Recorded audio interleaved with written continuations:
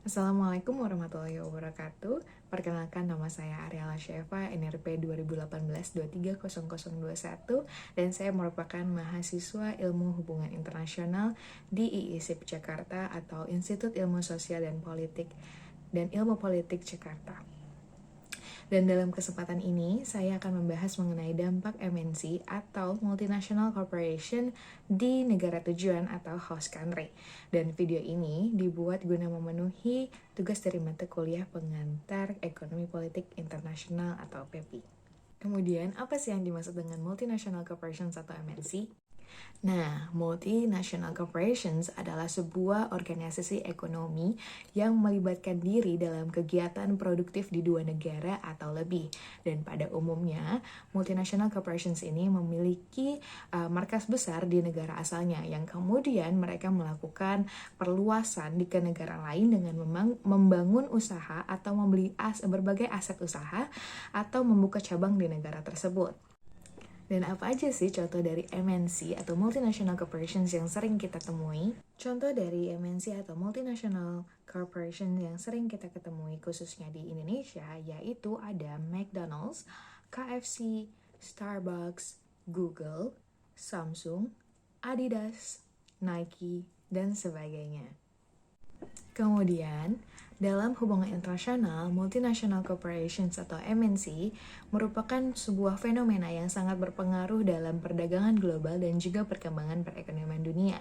Nah, dan multinational corporations juga sering dikaitkan dengan modernisasi karena pengaruhnya yang dapat merubah pola pikir dari masyarakat menjadi lebih efisien dan juga lebih maju atau modern. Namun, nyatanya dengan ada keberadaannya multinational corporations atau MNC pada negara tujuan atau host country ini menimbulkan pro dan kontra loh.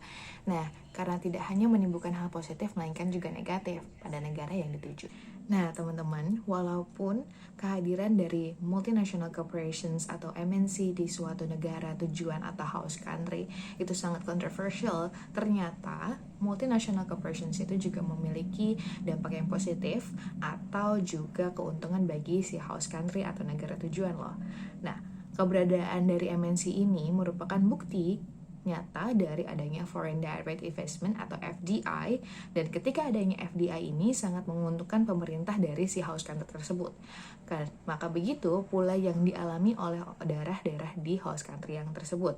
Karena berbagai daerah dengan potensi yang berbeda akan sangat berguna jika potensi sumber daya alamnya dan sumber daya manusianya itu dimanfaatkan dengan baik, sehingga dapat disimpulkan bahwa keuntungan dari multinational corporations atau MNC yang hadir dalam host country itu bisa membuat pendapatan nasional pemerintah itu akan meningkat, investasi infrastruktur fisik, kemudian pendapatan dari pajak, serta pekerjaan terampil dan berskill. Dan kemudian dampak positif lainnya dari kehadiran multinational corporations atau MNC di suatu host country atau negara tujuan yaitu adalah pemberdayaan dan penyerapan tenaga kerja lokal. Tidak dapat dipungkiri bahwa dengan kehadiran MNC atau multinational corporations ini dapat menyediakan peluang kerja, pelatihan, serta transfer ilmu, teknologi, dan keterampilan bagi tenaga kerja lokal di suatu negara tujuan atau host country, yang mana akan berakibat pada meningkatnya tingkat produktivitas kerja ketimbang dengan kerja perusahaan lokal.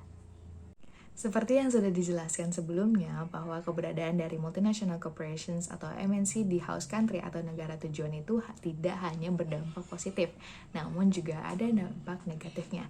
Dampak negatif dari keberadaan MNC di suatu host country adalah, yaitu pertama, keberadaan MNC ini menjadi perdebatan di kalangan nasionalis karena sejatinya hal tersebut akan menimbulkan pergeseran nilai terhadap budaya di suatu host country sendiri, karena pola pikir masyarakatnya nanti dianggap akan terpengaruh oleh budaya asing sehingga negara tersebut akan kehilangan identitas atau jati diri dari negaranya sendiri.